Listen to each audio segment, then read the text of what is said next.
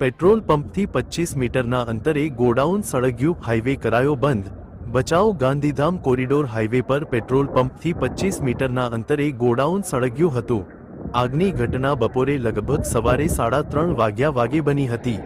આગ લાગી તેનાથી ગાયત્રી પેટ્રોલ પંપ માત્ર 25 થી 30 મીટરના અંતરે આવેલો છે। હવાની દિશા પેટ્રોલ પંપ તરફ હોવાથી સ્થાનિક લોકોમાં ભયનો માહોલ છવાયો હતો।